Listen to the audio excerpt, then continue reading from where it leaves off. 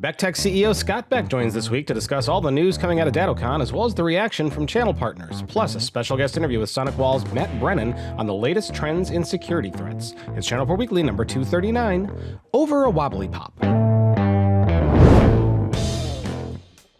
Hello and welcome to ChannelPro Weekly, episode 239. My name is Matt Brennan, technology editor, online director, and your host of this show for the fine folks out there who are MSPs, IT integrators, IT consultants, managed security advisors, and system builders. We talk about you every now and then on this show. All of those things. So basically, if you work with other businesses with their technology needs, implementing solutions, or advising them, or integrating stuff, or selling them things.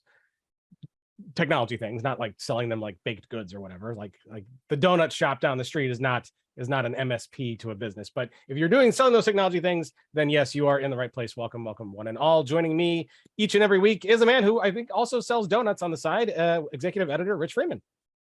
But in that case, MSP is what, managed sugar provider or something like that? Donuts as a service. That's what we need going forward, is donuts as a service. So how are you, Rich? I'm good. I'm back home in Seattle for the first time in about 8 days. It's been a long journey for you in particular, because I know you stuck around in DC. But Rich, why were you in DC and why were you there for so long?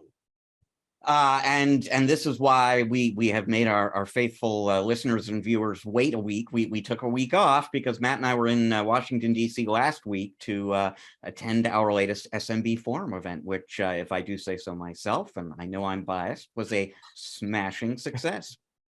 That it was indeed. And for some folks, it's actually probably been more like 3 weeks, because apparently we had some kind of issue with our RSS feed that required support from the RSS platform provider, but whatever they did seem to fix it. At least it seemed to for me. So if it's been 4 weeks since you've tuned in, well, why didn't you say something sooner? But glad to have you back. So yeah, it was a great event, and we have one more of those left. Rich, where is that one going to be? That one is going to be in the greater Los Angeles area, specifically City of Industry. But folks, you can drive in from all over Los Angeles, Orange County, you name it. That takes place November 2nd and 3rd, if I've got that right off the top of my head. Interesting pre-day stuff happening on the 2nd, and a very full lineup of content on the 3rd, covering some lessons learned from real-life cybersecurity stories, best practices for hiring and retaining employees in this very tight labor market, presented in a very amusing and entertaining game show style. We talk about the MSP mergers and acquisition landscape and strategies for navigating that, making money in Microsoft Azure. Great stuff. And you can get all the details, where to go, when to go. You can sign up. There's still room to get in at events.channelpronetwork.com. Yeah, and I will make that easy. Go to channelproforum.com/LA is another thing you can do. That'll take you right to the registration page for LA. Make it a point to be there anywhere. If you're anywhere in the greater Los Angeles area, make it a point to be there. It is a great event. You're going to get a lot out of it. You're going to get some networking in. You're going to get to meet a lot of folks. You're going to learn a lot of things, and you might win some cash and prizes as well. We've got all kinds of stuff, and you might have a little bit of fun in the process. And isn't that important? Scott's been to some of our events. We're going to talk about him in a minute, but he knows that our events are well worth it, and we'll have him talk about that in a second. But Rich, what the heck? Let's just go ahead and introduce Mr. Scott. I already said his name. Everybody knows he's here, and I'm so excited. He is the CEO of the cybersecurity and IT services firm BeckTek, which is based in New Brunswick, Canada. He's a 2-time international best-selling author, an award-winning speaker, and co-star of the Amazon Prime documentary Cybercrime. Please welcome the one, the only, the magnificent Scott Beck. Welcome, Scott. And I'm hoping with my $2 you'll send me my donuts, because I think that service, I mean, I got the build for it. I could be like your Prime client right there.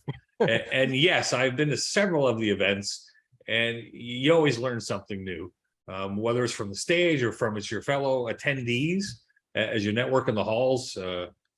If you're somewhere and you can get to LA, get there. I would highly recommend it. And I didn't even pay him to say that, or bribe him with donuts. So if he's saying it, it must be true. And boy, I'm surprised that Dunkin' Donuts hasn't kind of come up with like a donuts as a service thing, where they just like deliver them every day for a month, for like a monthly recurring fee. This could be a new business model, Rich. I think we should get into the donut business together. What do you think? I like it. I like it. Yeah. I'm going to spend my whole day just eating donuts, but that's a good thing. So yeah. Yeah, that is a good thing. It's really, really good for your blood sugar, from what I understand. So, Rich, you also stuck around DC after the ChannelPro Forum event. Why? Why were you there? Well, I mean, and this was kind of fortunate the way it worked out. We did our event in DC near Dulles, and then just a few days later, DattoCon took place right in the heart of downtown Washington, DC.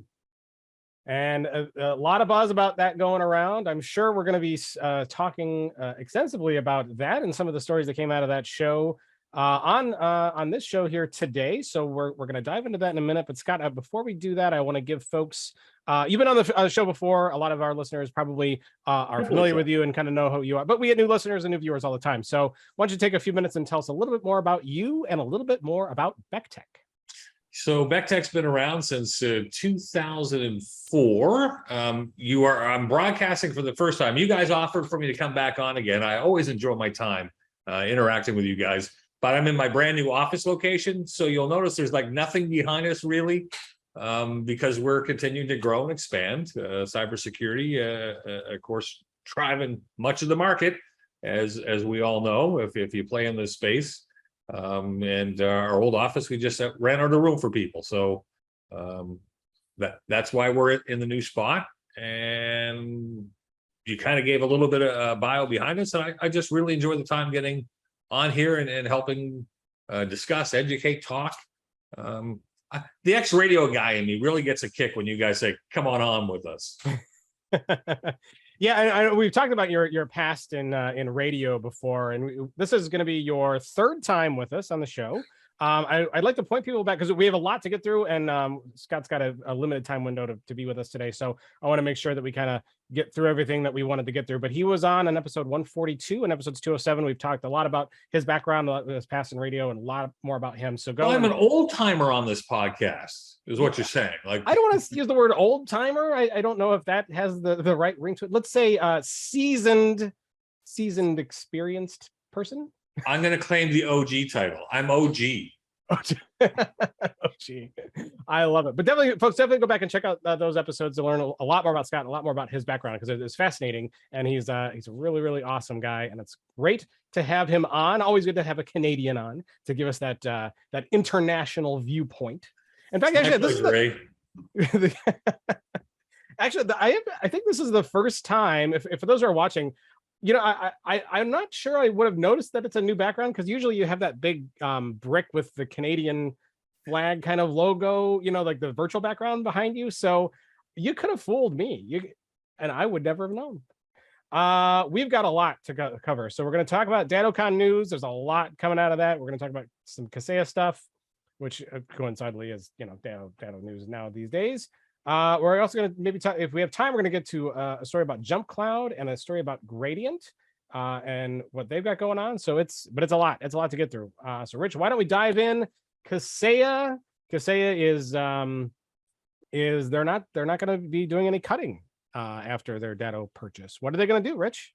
Yeah, quite the contrary of cutting. Just a note to you, Matt, I'm actually going to do both of the first two items, DattoCon items on that list you're looking at. I'm going to do both of those now because they're closely related. I'm going to talk a little bit about what Kaseya told the audience during keynotes on Monday this week, that, you know, their plans for Datto, what they as Datto partners can expect down the road. And then I'll talk a little bit more about the keynote and Fred Vicola, the CEO of Kaseya, his kind of thinking and desires going into that. And then just to give you a sense for what I was picking up from the Datto partners who were at the event. And then we'll get Scott's input because we invited Scott to join us on this show because he is a one-time Kaseya partner who became a Datto partner, and now he's both a Kaseya and Datto partner, essentially. And I'm very curious to get his take on what happened this week. So what Kaseya, through its CEO, Fred Vicola, announced at the show on Monday is that not only are they not making cuts at Datto, they are going to be investing a lot of money. If you count the $6.2 billion that they spent to buy Datto earlier this year, the total price that Kaseya is investing in Datto will be $14 billion. You know, they were very specific about this. Now, I should say, we still, and I still have to kind of get myself out of the trap of thinking of Kaseya and Datto as two different companies. You know, we are past that transaction. It is closed. Organizationally speaking, they are one company now. They have one development team, one account management team. We'll get more into that in a moment. So these numbers that I'm giving you aren't just Datto numbers. They are for the combined Kaseya, Datto, Rapid Fire Tools, IT Glue, the entire kind of organization now. But as of this week, they had 891 developers, coders on staff. That's going to be over 1,000, just 1,001 by the end of this year. It's going to be 1,216 by the end of 2024. They are hiring hundreds and hundreds. That's about close to a 50% increase in the development team that they're bringing on board. Technical support, and this is a very important point, because one of the things Datto partners were worried about when they heard Kaseya had bought Datto is you're going to break the technical support. I love the technical support at Datto. Not only are they not changing or breaking technical support at Datto, basically the person, his name is Rob Haggerty. He was in charge of technical support at Datto when it was an independent company. He's now in charge of technical support for Kaseya and Datto. And his way of doing things, his team, his processes, everything that you liked or like about the technical support at Datto now will define how technical support happens at Kaseya and all of its subsidiaries as well. They are running the technical support show. They had 546 personnel in that team as of August 22nd. It's going to be up to 876 by the end of next year. That's over a 60% increase. They're investing in technical support. The account management team, 1,028 people by the end of this month. It'll be 1,425 by next spring, 2,225 by the end of next year.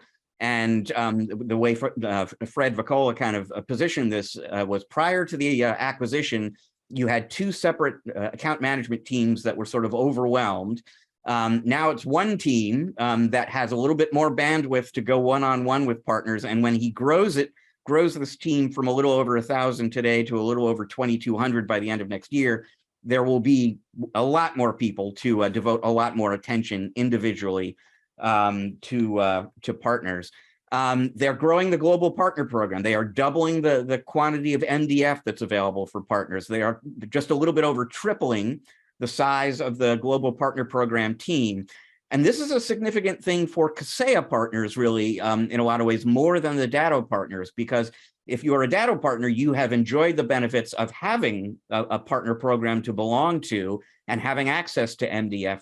Kaseya partners have never had either of those things. There has never been what the CFO of Kaseya, Kathy Wagner, called a frequent flyer program with tiers and benefits and requirements and all that for Kaseya partners. So the former Datto Global Partner Program is now the Kaseya and Datto Global Partner Program. And for the first time, Kaseya partners can qualify and enjoy all the benefits that come with being in that program and apply for and utilize MDF. There's this team that's been in place a long time at Kaseya called the Powered Services Team, and they kind of specialize in helping partners figure out what to do with in this case MDF, but how to be more effective at marketing.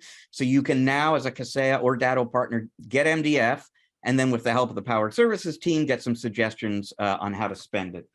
We're going to get into the product stuff a little bit later, and that had a lot of influence on how partners came away from this event, I think. But Vacola, Fred was very intent. He said right at the beginning of his keynote, "I'm a little nervous, folks. You might hear me stutter a little bit."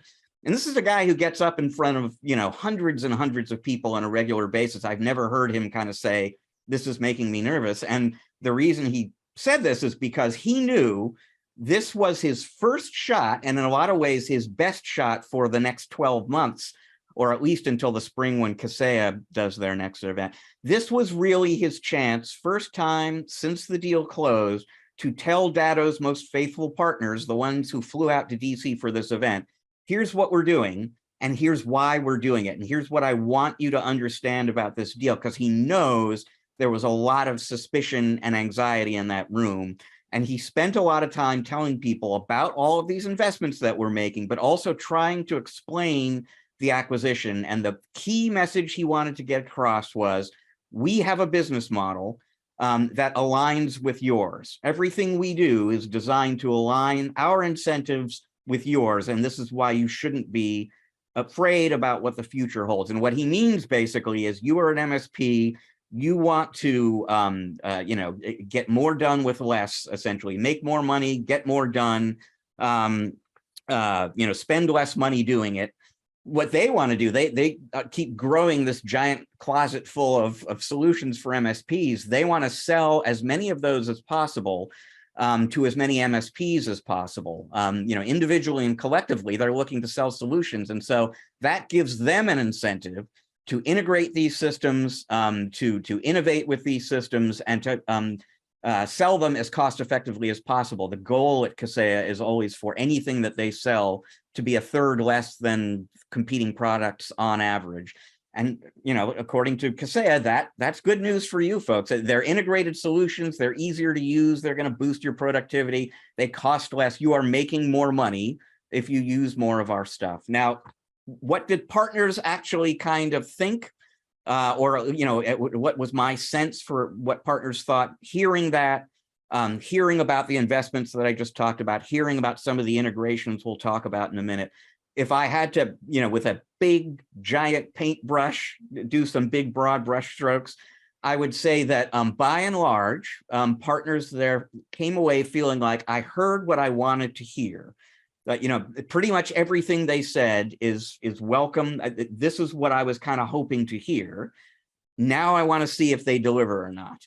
So it's not like, you know, mission over, battle won, any sort of suspicions, concerns are gone. Good start. I like what I heard. Now there's a certain amount of wariness out there. Let's see if they actually kind of follow through on what they said that they were going to do. And I mean, really, for the Kaseya folks, in a lot of ways, maybe that's the best that you could kind of hope for, you know, so soon after the deal and over the course of 2 days at this one event. But that was the sense that I got heading home yesterday. Yeah, So it's the, you know, he's talked the talk. Now, can they walk the walk? And I think that's been one of the biggest fears. Now, I want to preface this that I'm not a Kaseya hater, nor am I fanboy. I'm kind of middle of the road. I saw Fred speak several years ago when he first took the helm. And at that time, Kaseya was struggling in the channel, is how I'm going to put that, with a lot of burnt partners and a lot of frustration and a lot of blowback. And I thought it was interesting that Fred was willing to take the stage and get in front of people that were not fans, take it on the chin, and try to address problems. So when I heard you say, Rich, that Fred mentioned he was fearful, I think Fred knows exactly what was at stake here. He had a one-time chance to make a good impression. So I like that about Fred, that at least he will get out there and he will mix it up with people. And I've seen him talk several times. So I was a Kaseya partner, that I wasn't. So I think that's everything you need to know about certain aspects of what I found couldn't fulfill the need for me at that time. And we moved to Datto. When I heard the announcement, I was like, oh, crap, are you serious? I just left there to go here, and now they're here. Like, man, like, I can't get away. Fred keeps pulling me back.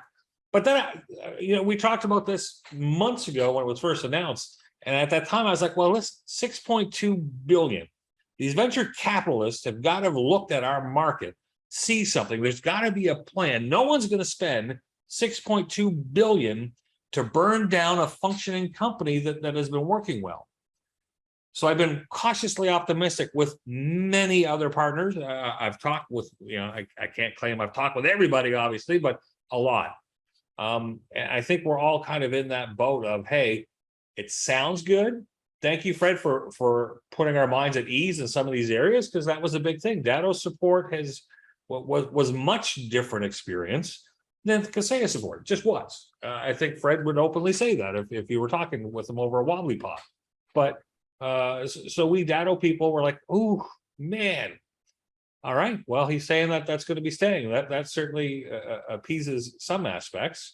And I will tell you, I was a little surprised at the speed of the integration. That deal closed and they started integrating products across the Kaseya like right away. Now that caused some challenges amongst the Datto faithful. You can go online, you can see lots of different conversations around that. I'm going to chalk it up to a little bit of some growing pains, but to me, it kind of goes back to 6.2 billion.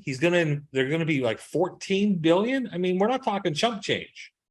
There's got to be a really strong business case behind this that they feel they can carry this. And the integrations to have happened so quickly kind of tells me that there's been a lot of forethought and thinking and planning behind the scenes to this happen. Now, I'm not saying it's all going to be a bed of roses. There's already been a couple of pain points. But yeah, I'm strongly in the thank you, Fred, for having given us the information. Thank you for painting the vision. Now deliver. And I will say, you said it's not going to be a bed of roses. I should call attention to the fact that if I'm remembering right, twice in the keynote, and then again when I was interviewing him the next day, Fred Vacola made a point of emphasizing, we are going to get some things wrong. We're going to make some mistakes, folks. We're going to do things that make you unhappy, not because we're trying to, but because we're human, and we're going to make some mistakes. And the way he kept kind of positioning it is, we're going to get more things right than wrong over time. When I was interviewing him, he said, you kind of like think about the stock market, it goes up one day, it goes down another day, but over the course of 25 years, generally speaking, it's up. And that's what that's how he sees things for Kaseya and Datto and their partners. There will be some bad days, folks, where you're not happy about something that they've done. But when you speak up and tell them, they'll do their best to fix it. And they're saying over time, this is going to end up in a good place. And I'll also say, Scott, I was thinking during the conference exactly what you just said. I mean, it's been 10-ish weeks was the number that they kept saying. It's been 10 weeks since the deal closed. They've gotten a lot done. Well, already, so I go to log into my Datto portal. It already says Kaseya 2020 at the bottom. We can now use the new Kaseya 1 login. That's all been integrated over the last couple of weeks. I mean, it's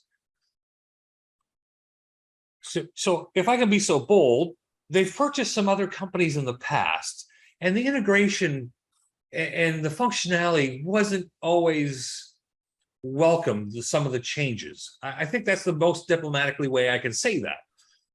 I personally was kind of impressed that, hey, all right, so yeah, there was a couple little tweaks. We couldn't get on the portal for a few minutes, and there's been some rumblings about that happening.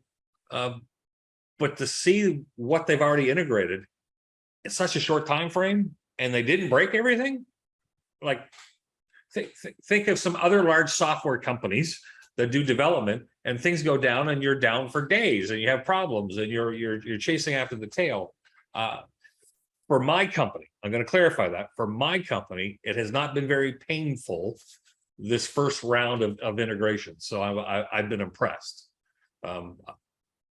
Others may have differing points of view, and that's okay. But for me, so far, I'm okay. So I got to say, Matt, this part of the decision to have Scott on as guest host this week is more of a happy accident, but I'm glad we got a present Datto, former Kaseya partner from Canada on the show, because he's way too kind to say what a lot of people would probably say.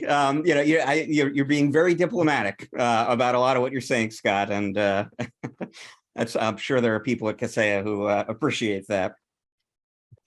Or not, because I can sometimes be vocal too, Rich, and reach out. But just to one other point, what I was impressed by the announcement is, and when you said that Fred's willing to listen, or they're willing to listen. Now, this happened before everything was finalized, but there had been an announcement at one point that the networking side of Datto wasn't going to go away, but they were going to get rid of certain pieces of that line, and there was big pushback from the community, and it was like, oh no, sorry about that. We're going to continue it. And then you hear Fred say, no, not only we're continuing it, we're going to grow this.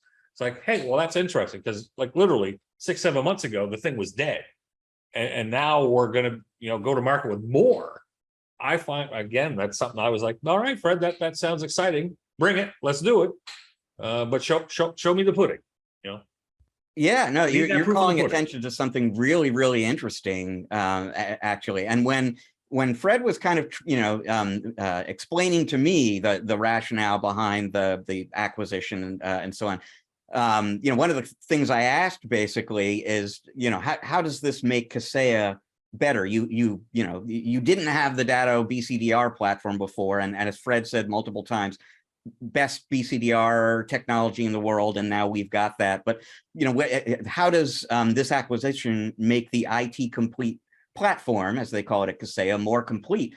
And the thing he went straight to was networking. We've never done networking before. We've never had that kind of hardware.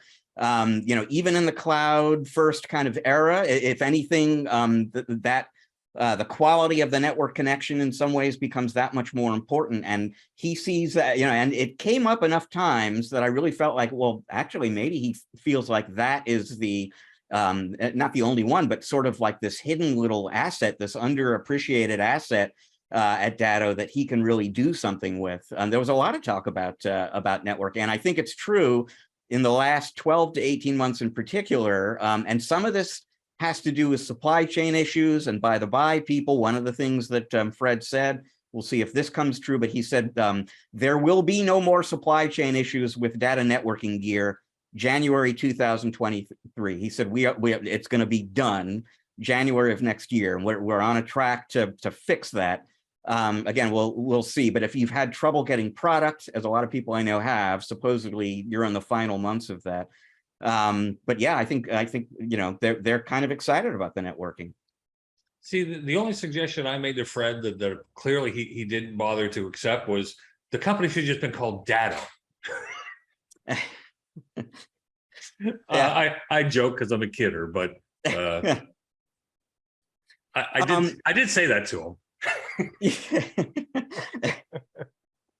Yeah, well, I'd be curious to know what the reaction was. He smiled and laughed, and we kept drinking our Wobblypop and moved on. Yeah. Two more things he said on stage, and this reiterates stuff that he sent before, but it's just worth calling attention to again. Obviously, one of the things that Kaseya partners have been very unhappy about in the last 2.5 years, basically, is, and we talked about it recently on the podcast, the auto renewals and people kind of getting auto renewed, the people with 1-year contracts auto renewing at 3 years, and just Kaseya partners in general feeling like they were being strong armed into 3-year contracts when they didn't want to do that. Kaseya, just a few weeks ago, they happened to announce this right on top of the event that we did in Charlotte, North Carolina a few weeks ago. They discontinued that policy.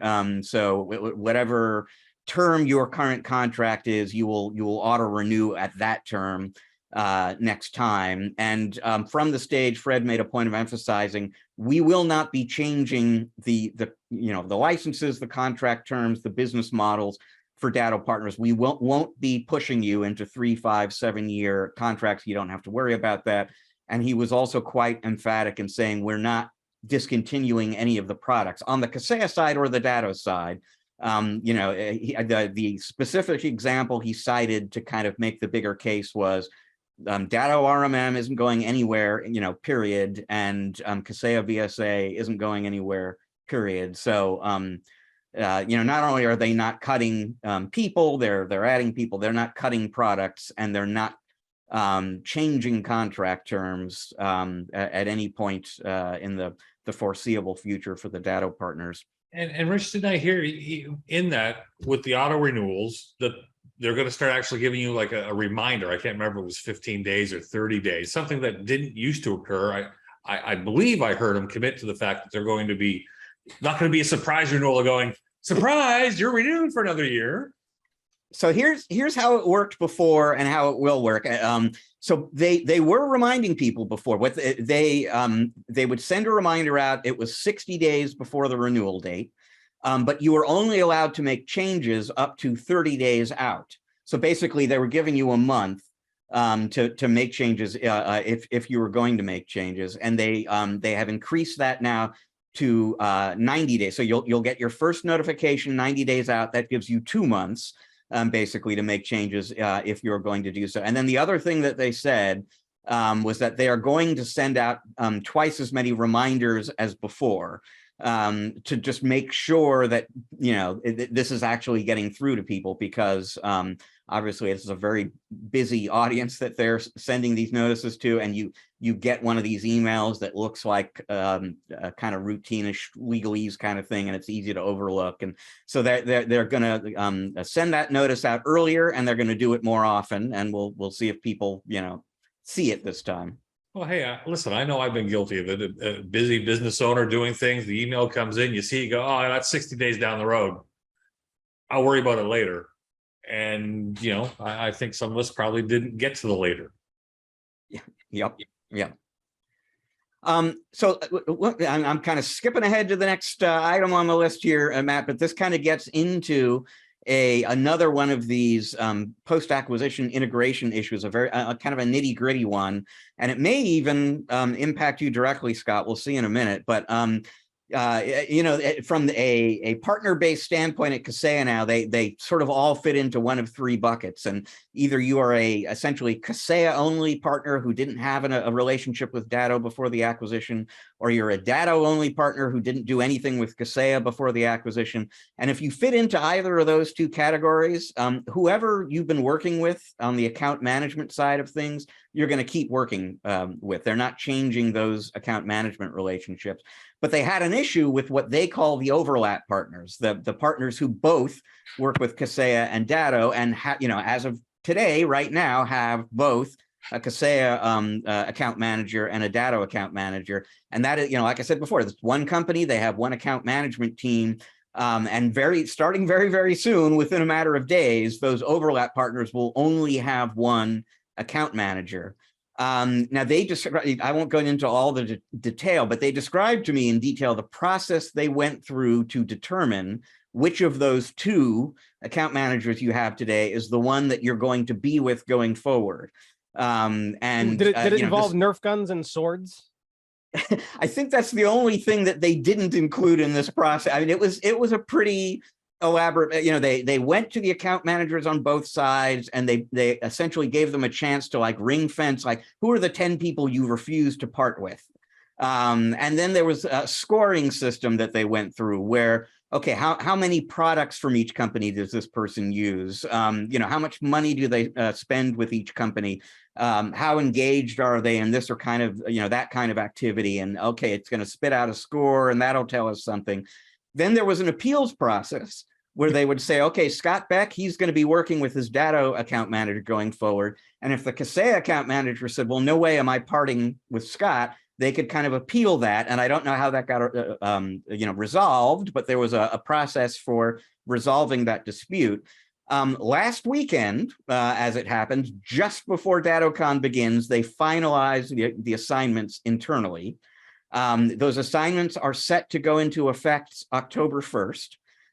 There is one more appeals process to come, though, before those assignments become official, and that's with the partner. So Scott, maybe this has happened already, I don't know, but they're going to tell all the partners, here's who your one account manager is going to be going forward. This is the assignment that we've made. And if you don't like that, you now get the chance to tell them, no, I want the other guy. And again, I don't know exactly how that gets resolved, but they did make a point of emphasizing they really, really, really want to come out of this with as few ticked off partners as possible. So you do get a say in this process, but the account manager rationalization just days away at this point. And Scott, are you one of the overlap partners affected by this? I am an overlap partner, and I don't want to dive too deep into it because I don't want to get anyone in trouble. But there was an email that came out from one camp that starts with a K and said, hey, I'm your account manager moving forward with all the stuff. I was like, okay, but I only have X products over here, and over here I got a lot more, and this rep is in my country and I'm more comfortable. So I ended up sending an email. So I don't know if I got in front of the process or whatnot. And I just said, hey guys, look, love you both. You both been great to deal with. However, on a go forward basis, if I have to choose one, I'm sorry you're making me choose, but I'd really like to be over here because this is where I got most of my stuff. This is where I spent a lot of time building a relationship, and it's a relationship within my own country. which just strengthens the bond. I'm happy to hear that you say they're supposed to have this finalized, because I haven't heard the final word yet. But because of the email, maybe I injected myself earlier into the process, but they've heard me. I'm quite confident things are going to work out exactly the way they're supposed to. I guess here's where I want to take away what the story was.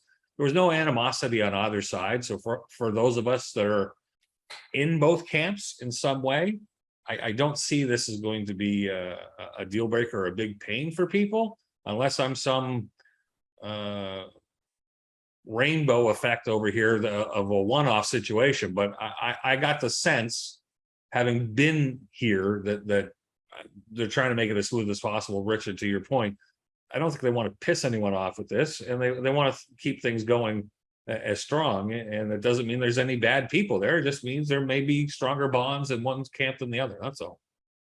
And I mean, it was interesting the way you kind of, like what the message you delivered to them earlier on about this sounds very similar to that scoring process they put in effect. It's like, well, take a look at what I'm doing here versus what I'm doing, doing with Datto versus what I'm doing with Kaseya, and the products I use and the money I spend and so on. It really kind of makes sense for me to stick with the Datto person. So it'll be interesting to see when they tell you, who you've been assigned. I've got to believe it's very soon.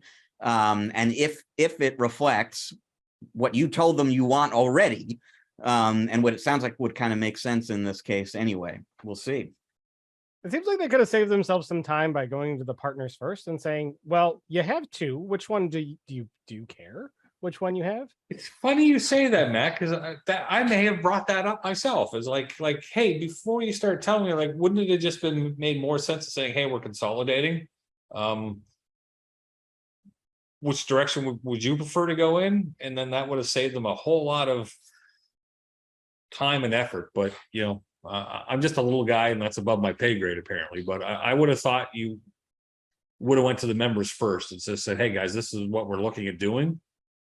Which direction would make the most sense for you? And then if there was a disagreement internally, then they could have gone to the Nerf guns and the whatever. Well, that's what I was thinking. I think all of the reps were probably engaging in some kind of Hunger Games tournament going on at there, and the higher ups really wanted to see all of them go at each other. So that's what I'm guessing happened. Above my pay grade, I can't speculate that far, but in my little small town Canadian way, I was like, why didn't you just ask me first, and we could have saved a whole lot of time. And I'm thinking, when you start talking across that wide range of partners now, again, I think there's a plan, there's a reason behind it, and I don't have the data to understand what that is. But being on this side of the table, it would have been a lot easier to just say, hey guys, we're consolidating into one. You can only have one.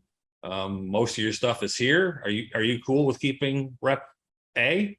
Or did you really prefer to be with rep C? Whatever that case is, and just had the partners have a say. But maybe they were trying to avoid the Hunger Games. They did it because no one was going to pick Kevin because he's a big jerk, and they didn't want to hurt his feelings. Oh, well, that just meant Kevin meant to management. Right. Oh, that's awesome stuff. Well, it's good to see that's happening. Rich, any other Datto Kaseya news? We're talking about I see something here about they got some stuff coming. What's coming? New lines, Rich. Fill us in. Yeah, let's talk products. We've talked about everything. I mean, ordinarily you go to a DattoCon and what you expect it to be about is with the roadmap and all that. So they didn't ship any of these, but there are 3 new security related products coming from Datto that they kind of previewed for us here during the show. One of them is going to be called Datto EDR. This is the first EDR product from Datto or Kaseya for that matter.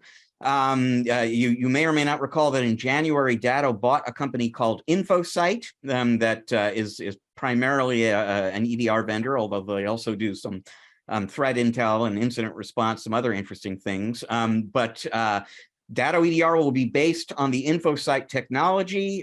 They are expecting that to ship in the fourth quarter of the year. They're targeting November, but they're just kind of committing to fourth quarter.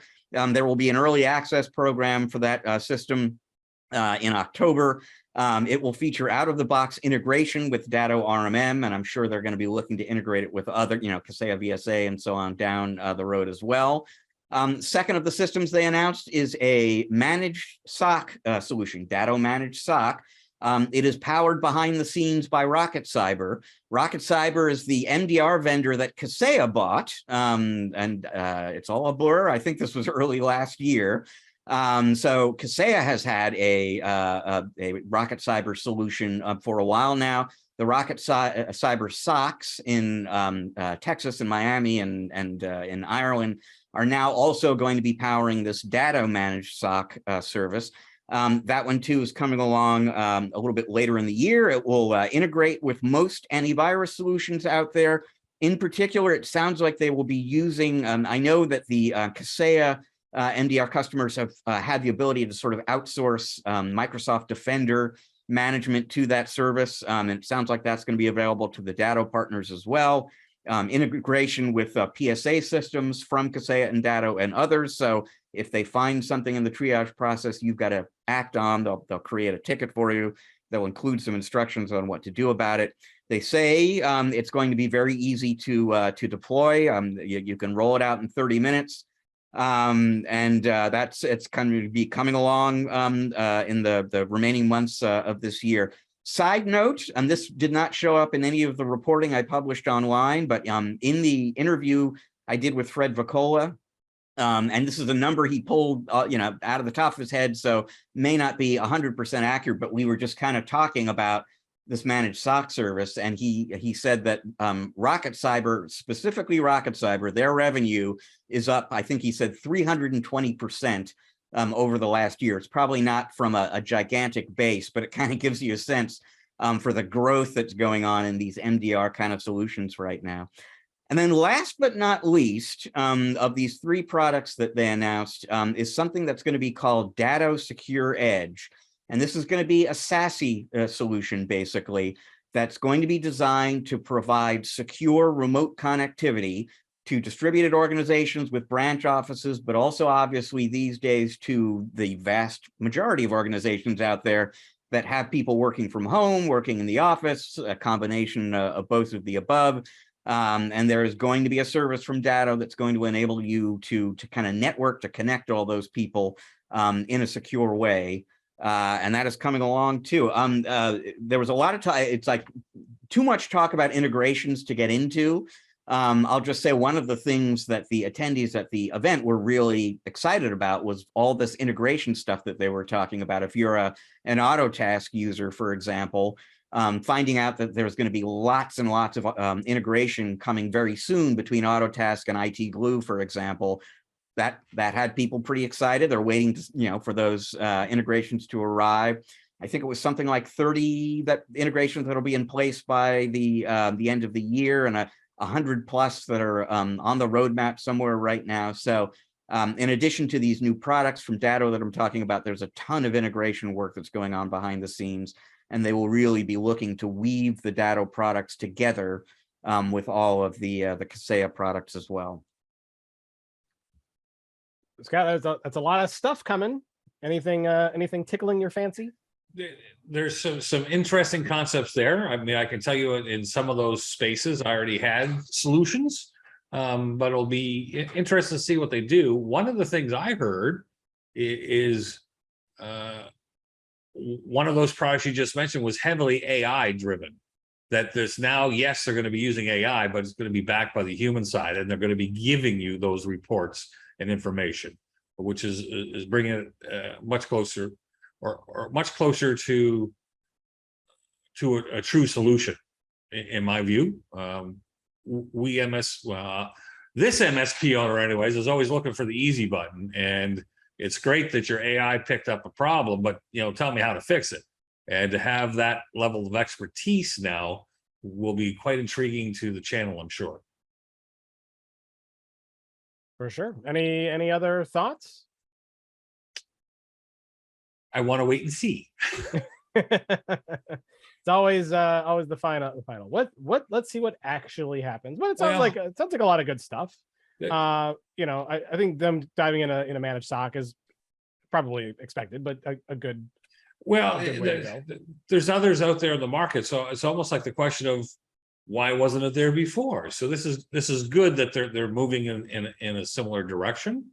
Again, I'm going to choose my words carefully. There had been some dabbling in a certain direction of some outsourced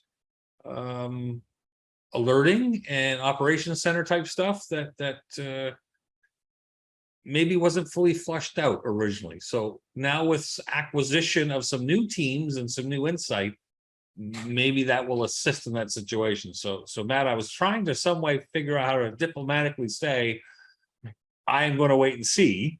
Been there, done that, moved away from it. So let's see what happens. I mean, I'm going to give them the benefit of the doubt. They've got a whole bunch of new teams over the last year, and it seems like the acquisitions keep coming. So it could be very exciting.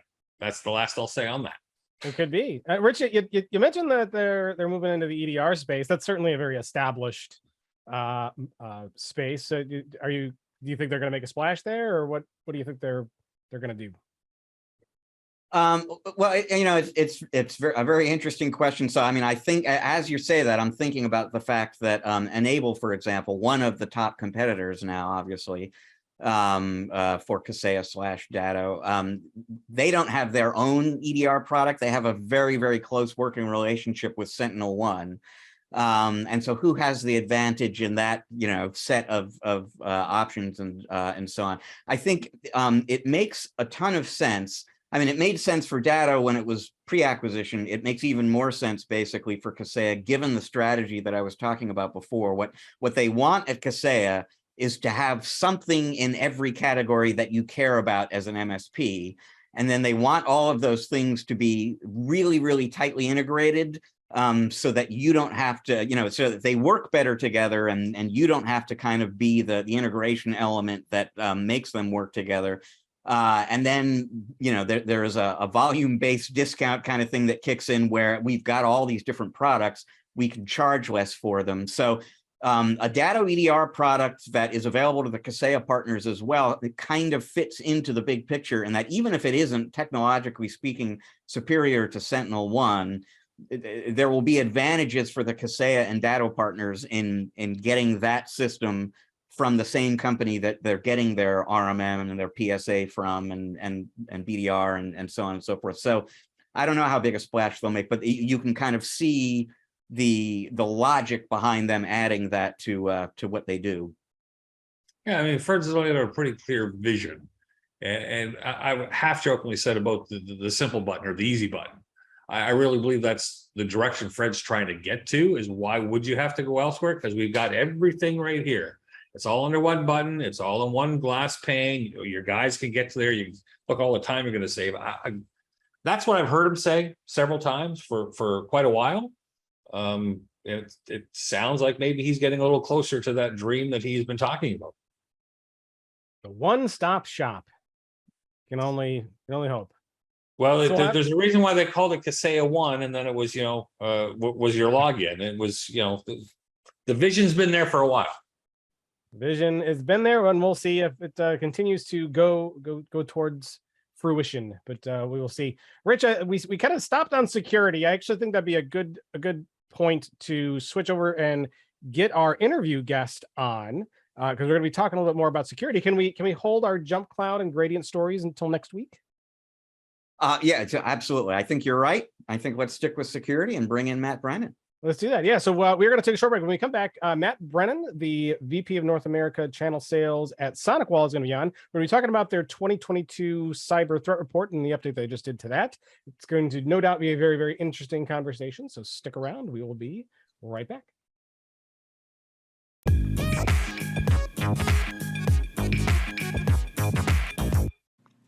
Are you an MSP who is recommending Dell hardware to your end users? If so, then you'll want to check out the Dell Expert Network. The new Dell Expert Network program is a rewards and incentives program designed for service-focused MSPs who who are supporting the small business market. This program is designed to deliver value and save time for MSPs who are recommending their end users to purchase Dell hardware. Currently, Dell Expert Network customers get an additional 3% back in Dell rewards when they buy Microsoft servers. Check out the Dell Expert Network today. And we are back with part 2 of Channel Pro Weekly. You know, SonicWall's mid-year update to its 2022 cyber threat report is out, revealing some of the latest security threats in the ever-changing security landscape. We're here to go through some of those highlights of what I'm sure will be depressing statistics around malware and cyber attacks. Is Matt Brennan, VP North America Channel Sales at SonicWall. Welcome, Matt. Thanks. Great to be here. Appreciate the invitation. So looking forward to it. Great to have you on. Always a pleasure to meet a fellow Matt in the world. There aren't many of us. Although not as much as there used to be. I think probably, and I assume we're probably close to the same age. I don't know about you, but when I was in school, there was like me and there was like 50 other Matts, I think, you know, and I think I had one class, there was like 4 of them at once. Did you have that problem in school? I did. And now I feel like there's Wills everywhere. I mean, it's just, you know, one thing after another, but I think my kid has 5 Wills on his lacrosse team. So wow, that's a lot of Wills. It's a lot of Wills. I know around here there's a lot of kids like the Aiden, Braden, Jaden, you know, like all of those kinds of sounding names was very big 10 years ago. I don't know what the big baby names are now. Rich, do you follow the baby name trends? You know, I used to be a huge fan of those trends, but no, I've lost touch. All I heard was on that lacrosse team, where there's a will, there's a way. Ah, nice one. That's and if there's 5 wills, then there must be at least 3 ways, because that's right. That's how lacrosse works.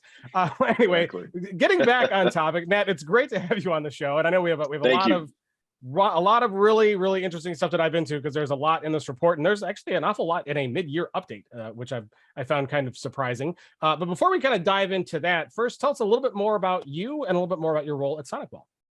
You bet. So I've been at SonicWall, gentlemen, for a little over 4 years. Prior to that, I was on the partner side. So I've spent most of my technology career working for partner, MSP, MSSP. So certainly have a good understanding of kind of both sides of the world. When I first came over to SonicWall, I was actually the sales leader for the West of the United States. So the team that rolled up to me was the end user team. So we were focused on calling on end users, and then a little change into the guard in July. And I moved over to be the North America channel leader. So my team obviously is focused on all of our partners, MSPs, MSSPs. So nice little change for me, and excited about what's gone on in the last 60 days, and certainly what we see coming here in the future. So. Very cool. And so you were in the partner ecosphere for a while. What did you learn as a partner that kind of prepared you for this new kind of this channel role at SonicWall? You know, I think the one thing that many things that I probably learned, but I'd say a couple is understanding the partner's business and how they make money is really important. I think one thing that I've tried to do my best in sharing with the team is explaining what gross margin or gross profit is, and understanding how MRR and ARR, are obviously something that the partners are very interested in and keen on, and trying to move their business more to as a service, right? Well, though hardware sales are great, a little bit lumpy and hard to kind of predict business and manage profit margin and manage costs, et cetera, when it comes to that. So understanding how partners generate revenue, make money, and run a profitable business is super important. And I think the second thing, and most importantly, is my favorite manufacturers when I was on the partner side really listened to what we had to say. And instead of the old notion of if they build it or if we build it, they will come, really kind of looking at it from an outside in perspective of what is something that fill in the blank manufacturer could do that would help you with your business. I've told my team, and I continue to tell them, that our job is to make the partners' businesses grow, which inherently will make our business grow. So that's probably the 2 main things. Very interesting. Now, I have to imagine that most people listening to this podcast know who SonicWall is. But let's assume that there's that one guy who has been living under a rock or was like in a coma for 25, 30 years or whatever, and just woke up. Give us the quick 1, 2, 3 on what SonicWall is, what it does, and what kind of markets it serves. Yeah, great question. So we've been around 31 years. So you were pretty darn close, which is a long time, I think, for many technology companies with all the M&A activity and everything going on out there to retain the actual name SonicWall. Started off private, we went public, then we went under PE, then Dell acquired us, and we had about a 5-year stint with Dell. And then 6.5 years ago, gentlemen, Dell divested us. When they divested most of their software kind of group, which we were a part of, and we're PE owned and have been with the same company since. Our focus is, I should say, our flag has always been firmly planted in the SMB space. When you talk to people and you ask them about SonicWall or what's the first thing that comes to mind, most of the people, partners and otherwise say, oh, you guys are great in the SMB. So certainly agree with that. It's the lion's share of our business and will continue to be. That being said, we do quite a bit of business in mid-market. We do a decent amount in the enterprise. And usually the enterprise space, it's very much focused on distributed enterprise. So that is something that is really fits well with our capabilities. So, multiple locations, whether that's retail or restaurant chains, things of that nature. A lot of K-12, a lot of city county is kind of, where we play in the larger arena. Known for years, Matt, as a firewall vendor, and we certainly are, and that's still, again, a good majority of our business. But the way that we approach the market now is as a security company. So in addition to selling firewalls, we have endpoint security, we have email security, we have VPN technology, SASE, zero trust, the big buzzword now. And most recently, we released switches. Not necessarily to compete with the Ciscos and Aristas and Junipers of the world, but more to solve that branch, use case that we're so good at. And then last but certainly not least, APs. And then I think our biggest claim to fame, which is probably a good transition into the cyber threat report, is really what we're doing around our security services, capture security services, and some of the patented technologies that go into that. The one good news of being around 31 years is we have a lot of customers. So a lot of customers equals a lot of data. So, that is where we're able to ascertain and make these assumptions and actually share this information with our customers and partners, i.e. the mid-year threat report or the annual threat report. So. Yeah, I have to imagine you have access to a lot of, as you said, data and statistics, which allows you to kind of put together these reports. So let's go ahead and dive into that. First, tell us kind of what the cyber threat report is and what it's for. Yeah, you bet. So the cyber threat report is really data that we publish twice a year. Every bit of this information, gentlemen, is coming from our customers and their devices that are pinging home. So give or take 1.1 to 1.3 million devices ping home on a daily basis. So what we're in essence doing is we're gathering all that threat data. We're looking at the attacks that are happening. We're looking at the amount of attacks.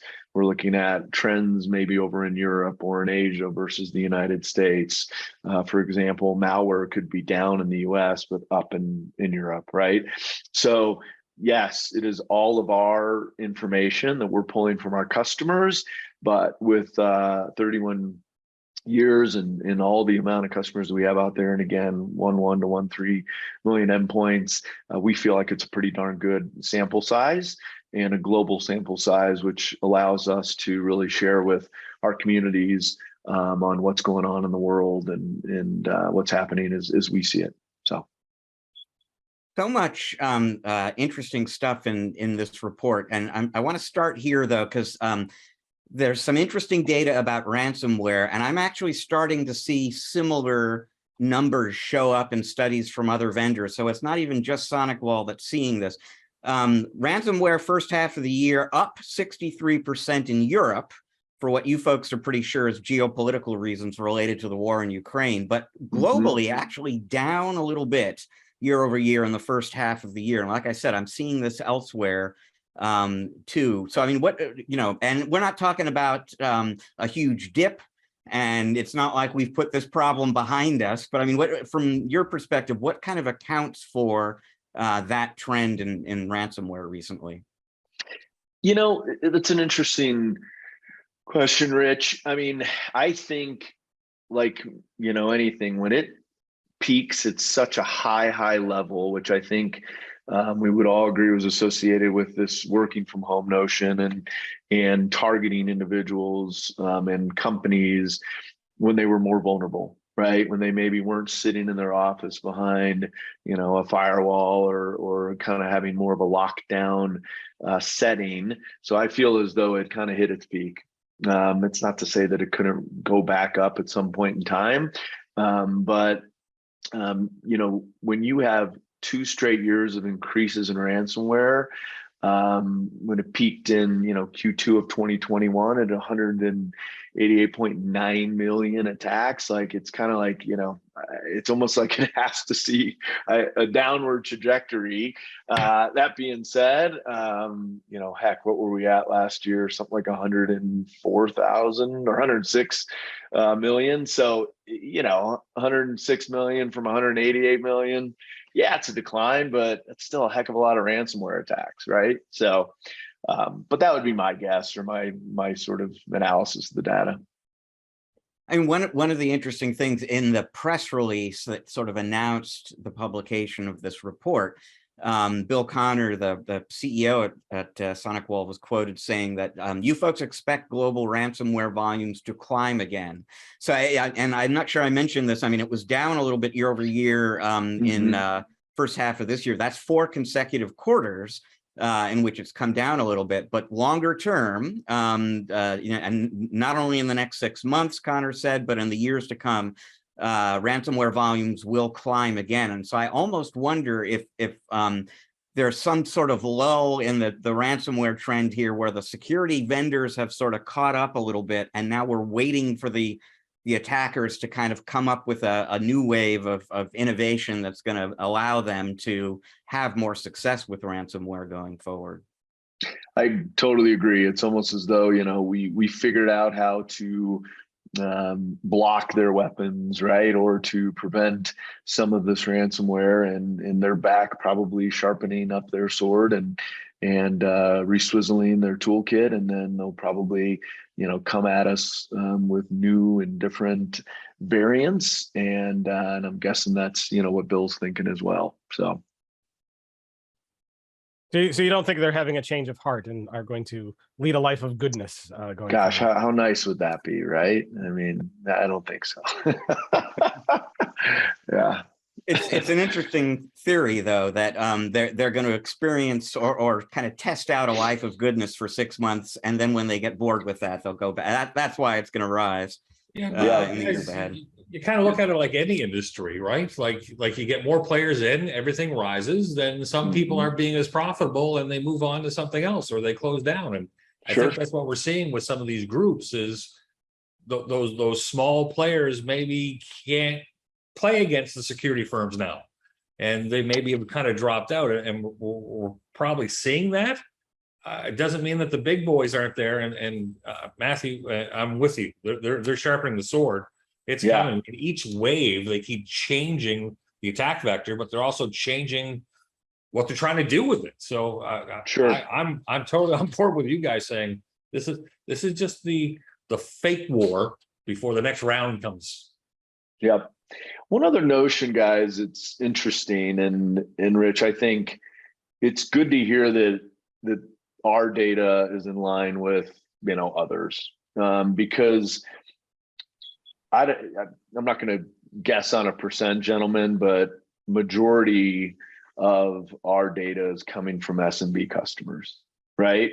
And if I'm an attacker, I probably feel as though I have a better propensity for success if I target Bob's Pizza Shop with 10 locations, or, you know, a local accounting firm in Denver, right, where I live, versus going after Western Union or some of these larger companies. So we probably see more ransomware, at least I'm guessing, if we were to look at a percentage versus a competitor of ours that focuses more on the enterprise, because the data that we've heard is attackers, you know, are trying to obviously go for the lowest hanging fruit. Well, that's generally not large enterprise customers that are investing 100 times more than, say, a smaller SMB customer. So, you know, seeing that the data is in line, it's cool, right? But at the same time, I think we see a heck of a lot more than most just because of who our customer base is.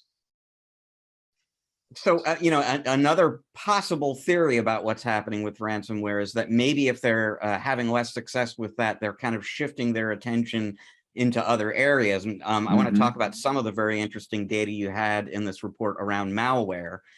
So overall, all kinds of malware about flat year over year in the first half of the year. It was actually down, volumes were down 1% in the US, but essentially flat. And yet a 132% increase in encrypted malware threats worldwide in the first 6 months of the year, and a 284% increase in encrypted malware in North America specifically. I don't know if you know this off the top of your head, but I mean, what portion of malware in general is encrypted these days? And what do you think is kind of driving that trend towards encrypted threats? So I don't know specifically malware, but I do know that roughly 70% of attacks, or I guess it is malware, is encrypted, right? And as you know, not to get overly technical, gentlemen, right? But you know, if you do not, if you're not doing DPI SSL or, you know, SSL decrypt, which 5% of the customers out there are, that's a really small number, right? You got roughly 70% of the attacks are encrypted, and then you have only 5% of the people that are really trying to ward against that. So it's this notion of a challenge for us when we talk to our customers, because it's not easy to do that, right? It's a little bit laborious, but of course we're seeing a ton of encrypted threats.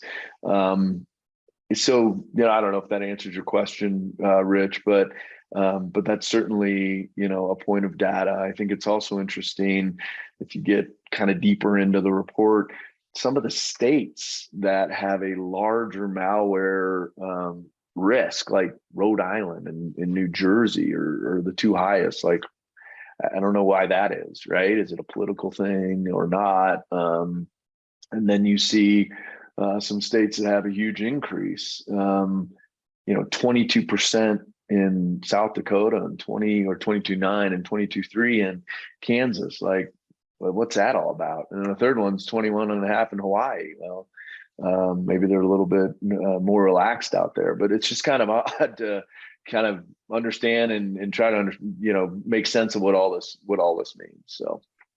And that's part of what's always so fascinating about diving into a security study like this, is you're on every page, you're going to come across anomalies like that. And what does this mean?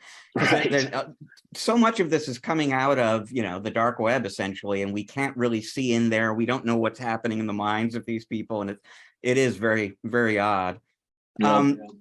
The encrypted threat thing, though, kind of gets to something that has come up on the podcast before. I'm sure it's very, very familiar to you. You were kind of referring to it before, which is that, as I understand it, correct me if I'm wrong, I mean, most firewalls these days can decrypt traffic for inspection, but yes, quite often SMBs and MSPs who support them in particular will shut that feature off because of the performance overhead issue that it creates. I mean, do you have advice at SonicWall about that? I mean, given that encrypted threats are accounting for a bigger and bigger percentage of malware, you know, what do you tell your SMB partners and customers about that issue? So it's something that we always propose, or we always say that this is the right way to do it, right? So when we do our sizing, we talk about bandwidth and we talk about, you know, which firewall makes the most sense. Our sales engineers and our solution architects have kind of the chart, right, that says you'll get this much throughput without security services turned on, you'll get this much throughput. With security services turned on, you'll get this much throughput. Without DPI SSL running, and then, you know, with it on. Generally, the delta, the cost, I'd say 20%, right? It's not insignificant, but if you equate that to, you know, protecting yourself from 70% that you aren't protected from, I would say the mid-market, more mid-market customers, it's a no-brainer for them, right? But to your point, when you get down into some of the smaller companies and some of the, you know, not too many, maybe less than 10 locations or something of that sort, it's not so much the cost as it is deploying the certs and managing the actual turning it on, right? Because there is some care and feeding that has to go into that. Our better MSSPs and MSPs, they do it for them. And so then it's just a no-brainer. So when that's the case, and we have people that are looking for a managed firewall or a partner that can manage it, you know, such as Scott, right? Then they're usually doing that for them, and then they're kind of taking care of that heavy lifting, Rich, and the care and feeding, so it becomes less of an issue. And once you start boiling that down, like 20% over a monthly MRR, it's pennies, so it's not too bad. I find But the biggest still, challenge only 5% of our customers. Sorry, guys. Yeah. Well, no, I was just going to say the biggest challenge I find is educating the end user, because when you're talking cost, they're talking bandwidth and, oh, I can't open up Facebook as fast as I used to be able to. Right. So there's a lot of education on that side, but once they see the threats, what's getting blocked, suddenly it's like, oh, okay, so my sales list isn't getting sent out encrypted, and we're not losing that stuff, and it starts making more sense. But it's education all around. We have to train the rest of the channel and members why we need to be doing it, but it's to be able to talk to the end users. So that's why I think these reports are so great, Matt, is it helps give us that ammunition, if you will, to further the education. Correct. Yeah. And that's really, you know, for partners, guys, I mean, this is a great report for end users. Absolutely. But for partners, it gives them an opportunity to host a lunch and learn or do some kind of a engagement with their customer base, and whether or not we are there or we participate, that's okay, right? Because, you know, as a partner, right, Scott, you can share this with your customers, you can educate them, and now you're perceived as a thought leader, and you're perceived as someone that's keeping up with the pulse of the industry, and certainly, you know, providing not just services and not just hardware to your customers, but intelligence and education, which I think is really important, right? What have you done for me lately? So, you know, encrypted malware threats up quite a bit, malware overall kind of flat, but there are some interesting numbers in here that suggests inside that kind of malware category that we're seeing an interesting trend. So you have a technology in your firewalls called this is the acronym. I can't remember what it stands for exactly. You will know, but RTDMI is the technology in the firewall. I'll give you a chance to tell folks what that stands for, what it does in a moment, and why it's able to identify malware variants that have never been seen before. But that's what it does, and it identified over 270,000 malware variants never before seen in the first half of this year. That's up 45% year over year. Q1, a record high volume in never before seen malware variants. March 2022, the single biggest month ever, for at least as long as you folks have been tracking this. It feels a little bit like there is, you know, maybe volumes aren't going up, but there's more innovation going on by the attackers to be more successful in getting past security defenses. So first off, tell folks a little bit about RTDMI, and then kind of talk about, am I correct in thinking that there's more, R&D, if you will, happening within the cyber attacker community? Yep. So great pickup there. I think you're pretty much dead on. So RTDMI stands for real-time deep memory inspection. Okay. This is one of many patented technologies that we have, but this is our most recent patented technology. And, we've been really excited in promoting this for, since probably right as I started at SonicWall, give or take 4 years ago. What it actually does is it has the ability to identify malware before it actually kind of detonates, right? In where it's been obfuscated. So a lot of times malware is in PDFs, it's in Word documents, it's in attachments, it's, in links. So cautious about never before seen, right? I want to be very clear on what that means. It's not a 0 day. So if we caught, 1,500 0 days every day, we'd be on the cover of the Wall Street Journal, and everybody would have SonicWall, and all our competition would go out of business, right? That's not really what's happening. In essence, never before seen means the threat actor is packaging it differently than it's ever been packaged before. So the malware variant is existed. It's on Virus Total, and the world knows about it, right? It's the way in which they've obfuscated it. So what RTDMI is able to do is find it, uncover it, and go, I'm familiar with that, but you wrapped it differently. You put it somewhere that we've never seen it before. So to your point, Rich, you're right. The threat actors out there are doing a better job disguising malware, right? At the end of the day, it all comes down to human error, but we're not going to go there right now, right?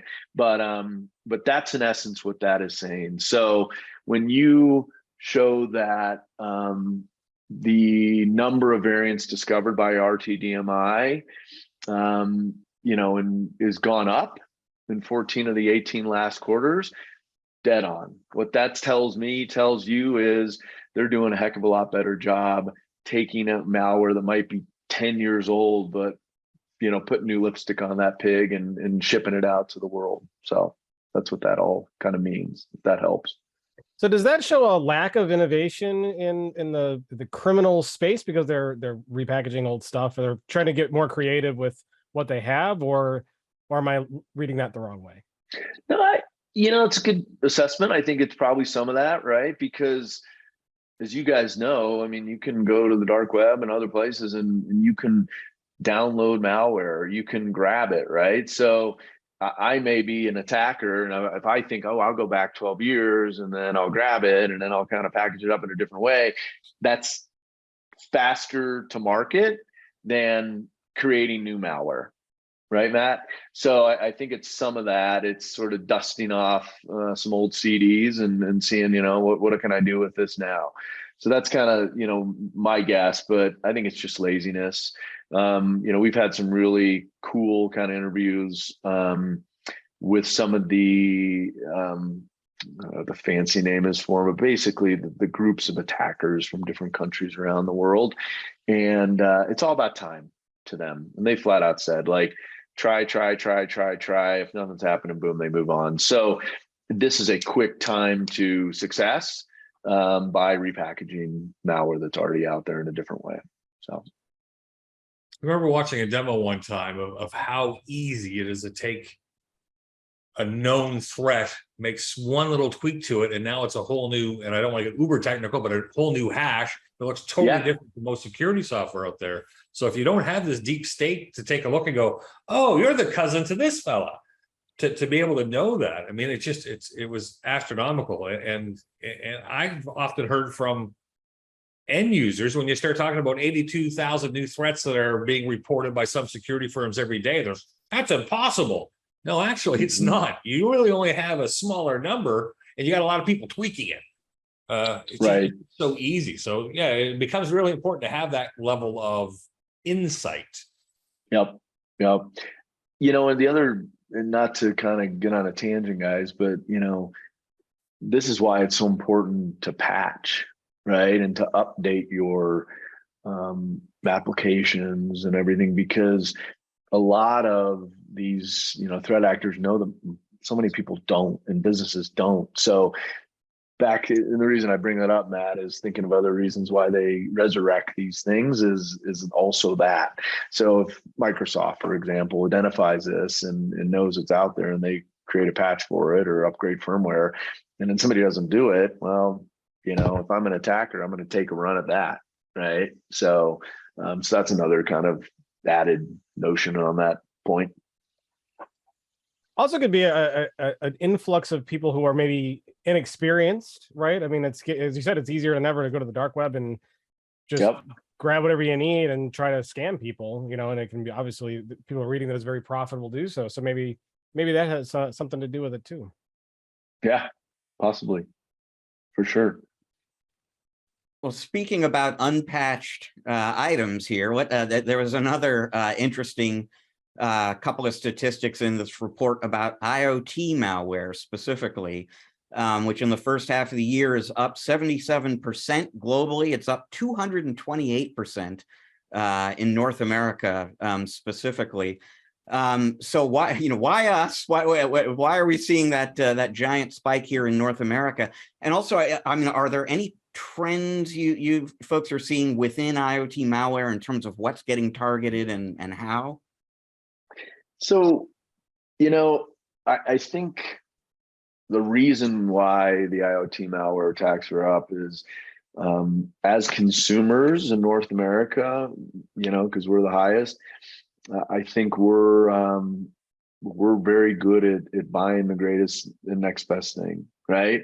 Whether it's my garage door opener that after 5 minutes it'll shut, whether it's the smart lights, whether it's my sprinkler system, let's be honest, and we're pretty big consumers, and we all like to jump on the next trend. Maybe not all of us, but you guys know what I mean. And so if the more IoT that I have, either at my house or at my business, or the sensors monitoring,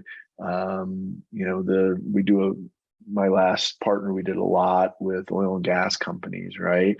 In Houston and down in that area, and the amount of IoT that they were deploying on their wells and on their filling stations and all their different stuff, right? I mean, so I think it's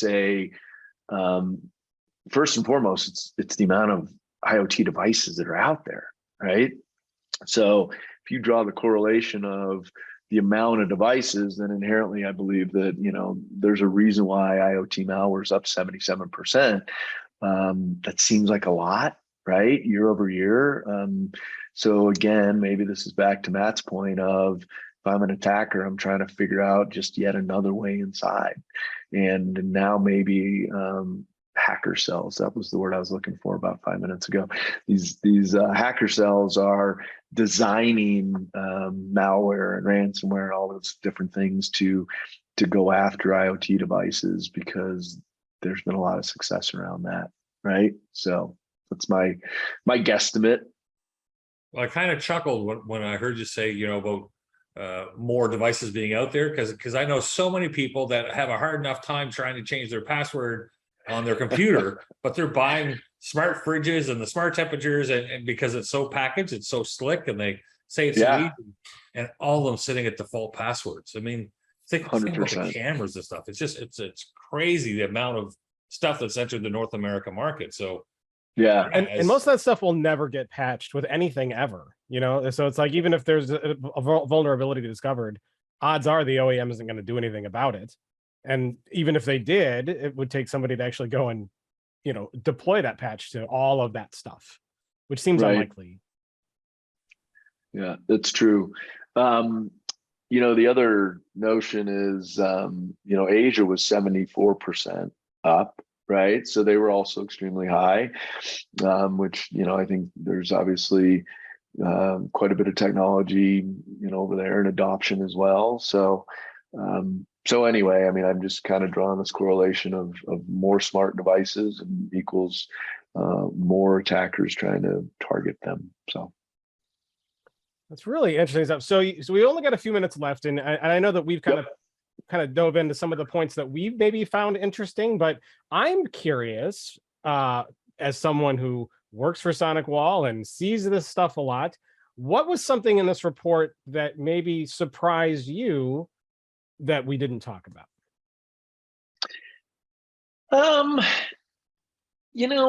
Anything that goes down surprises me, gentlemen, right? Like intrusion attempts, like malicious intrusion attempts were down 20%. Like, what does that mean and why? Is it, that's just not a successful way to attack, right? Keep in mind, I mean, that's still in the billions of attacks, but I would say, anything that we see that goes down and why is that? Or when we see it happen more in, say, a certain area, right? Is it up in Europe because of the Ukraine-Russia conflict? Is it up in Asia for a particular reason? Is it up in the US or down in the US? So those are the kind of things, Matt, that kind of make you scratch your head a little bit. Or when you see things that are just kind of flat, sort of tells us that maybe that isn't as big of a deal as we maybe think it is, or it's just something that has been abandoned, at least for right now. So nothing too crazy there. Yeah, you mentioned certain sectors. Are there any? Were there any sectors that are more targeted than others these days, or what are the hot sectors that you're seeing? The number one increase we saw this year was education. So that was up the most, and we define education with K-12 and higher ed as well. So back to also kind of understanding the data, we sell to a lot of schools. And we sell to a decent amount of higher ed, not just in the US, but globally. So that one is interesting, but then again, is there a correlation by the fact that we sell to a lot of education?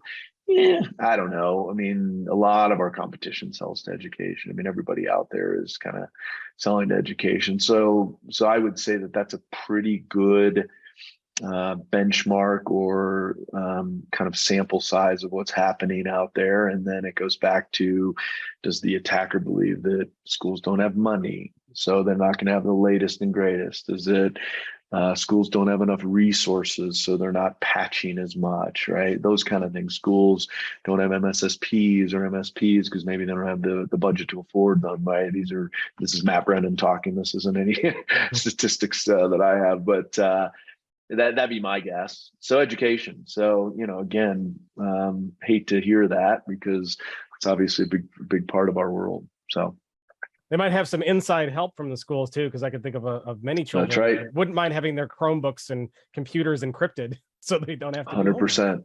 Yep, 100%. As long as they don't figure out how to actually encrypt the children, although that might have some advantages too. Now that I think about it, maybe. Yeah, we'll see how that goes. Really interesting discussion.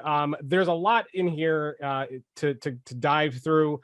First, tell folks where they can go to read this whole report. You can go to SonicWall.com and you can search there. You can simply Google SonicWall, threat report, and put your first name, last name, your email address, and your company, and it's downloadable instantly. So, probably the simplest, quickest ways for our partners out there. They have access to it through my SonicWall and in other cases, right? But pretty simple, easy to get to. The old search works best. It'll come up first, and you can just download it. So. And for those who have access to the show sheet for this episode, we will put the link to it in the show sheet for you as well. So if you're watching on YouTube, make sure you hit subscribe, hit the bell, hit the like button, all that stuff, and you can open up the description area there, and you can find that link. Or if you're on your phone, you can open that up. You should see it in there as well. But if you don't see that, then the search engines usually work pretty well. Do what he said. Matt, thank you so much for coming on. If anybody wanted to reach out to you, connect with you, learn more about SonicWall, where can they go? How can they do that? Great. Yeah, simply email me. My first initial last name. So M Brennan, BRENNAN at SonicWall.com is simplest, easiest way to find me. And love to engage with you and respond. Thanks, guys. Really appreciate you having me. This is a fun time. Went by fast, which is good, and love to jump on again if you ever want to. So thank you.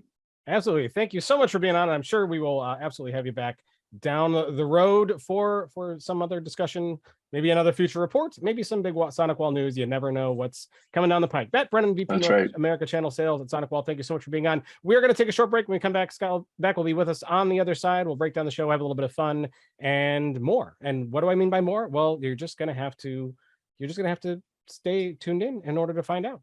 So do that, and we'll be back in just a minute.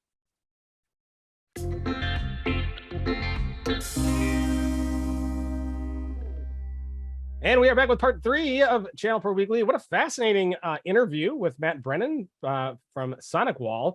Lots to dive into. You know, I mean, I will say this. Rich, I want to get your thoughts, and Scott, I want to get your thoughts on how that interview went. But it was really, really weird to hear a report about security where things like certain attacks were down. Like, that's just, I don't think I've ever heard that. And even though it might be temporary and those attacks are going to go up again, it has lifted my spirits at least a little bit, even though like those attacks, they're down still into like the billions or whatever. So, that's still depressing, but they're down, and I'm going to walk away with that as something to brighten my day. In the back of my mind, Matt, I was thinking, wow, shrinkflation's actually impacting hackers too.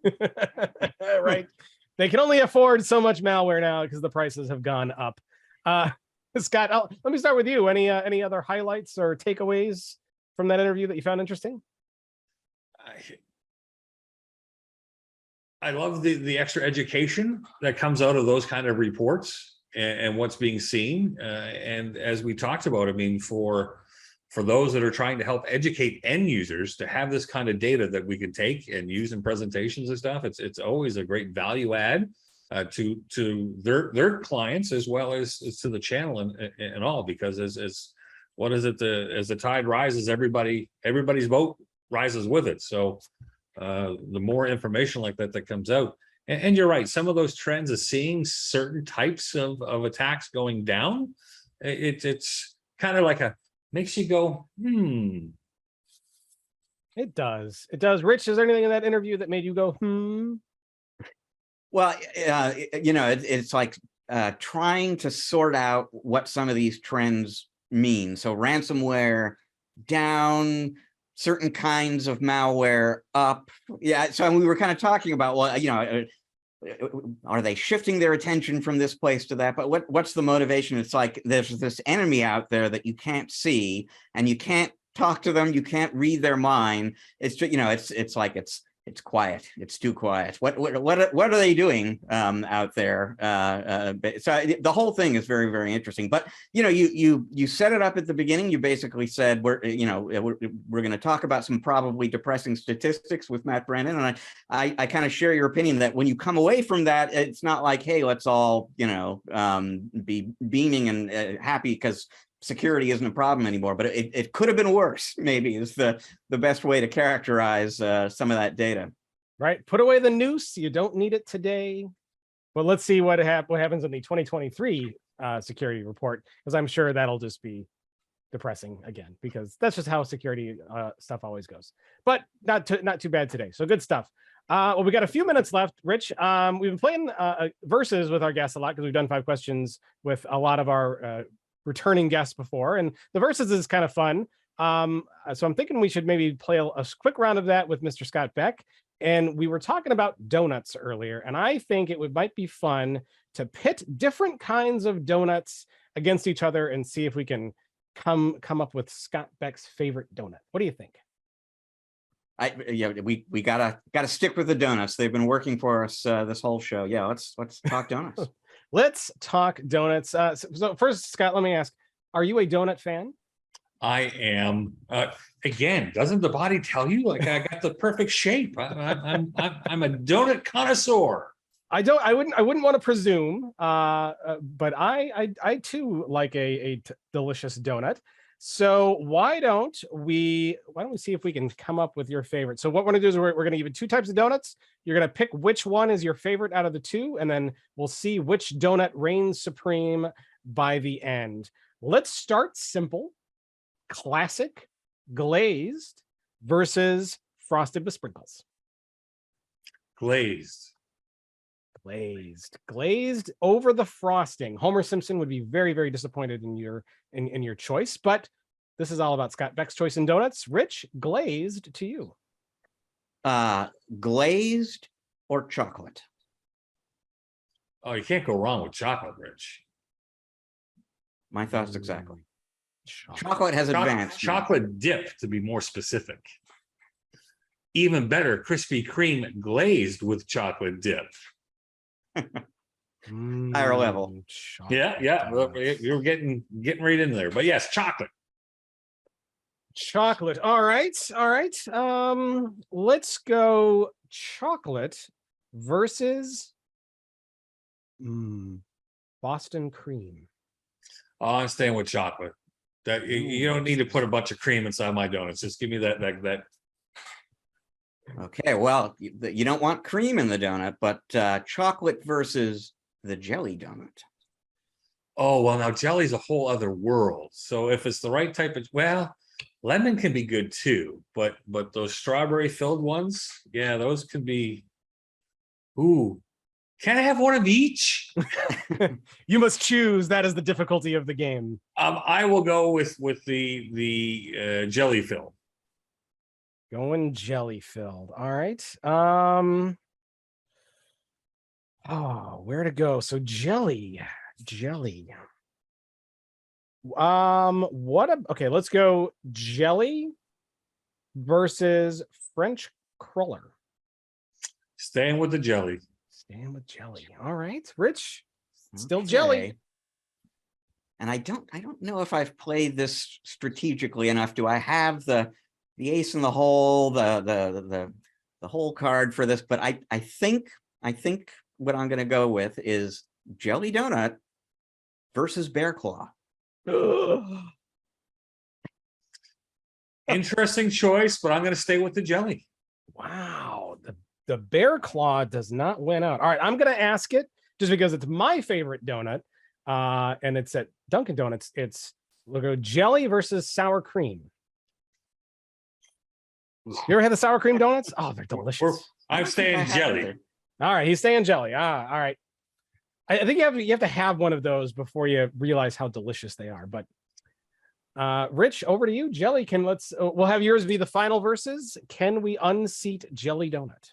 Oh, I thought we did our 3 rounds. I was okay. So jelly, what can I think of to defeat? Well, okay. So this might or might not work. If you were in Seattle, this would be in some ways the trump card, because our favorite a donut donut store here is this locally based company called Top Pot, and all the donuts are great at Top Pot, but they are best known for this particular one. So jelly donut versus the apple fritter. I was wondering if one of you was going to hit upon the secret sweet spot. Apple fritter, baby. Apple Look at that. Fritter. Look at that, Rich. Win. Coast to coast. Seattle to Moncton, New Brunswick. Apple fritter all day. The apple fritter wins the donut competition. Apple fritters are delicious, especially this time of year. Because if you have any like apple orchards by you, I don't know if you have those kind of things, but this is like the time of year where they start making like apple cider donuts and fresh apple fritters to die for. Just awesome stuff. Heading into the fall is when I used to be able to anticipate the homemade apple pies and apple squares and apple dumpling. I mean, everything became, oh yeah. The apple goodness. And now I'm hungry and I'm going to go find an apple fritter because I'm starving. So awesome stuff. Thanks for playing along. Very interesting to hear what kind of donuts you like and don't like. So Rich, we're almost done. We're going to say goodbye in just a second, but first we probably missed a lot. I don't know if you can catch us up on everything we might have missed, but why don't you kind of give us a quick highlight of what we may have missed and what might be coming up next week? Oh gosh, what did we miss here this week? Well, there was a whole bunch of information out of Dell about Apex, their as a service platform that our good buddy James Gaskin is going to be catching you up on. We're referring here, by the way, to the In Case You Missed It post that James puts up on our ChannelProNetwork.com website on Fridays. Still in our summer schedule here, we'll be coming out of, I think, soon, every other week, but this is one of those weeks. So we'll be looking at the news out of Dell. We'll be looking at the new channel chief at Ninja One.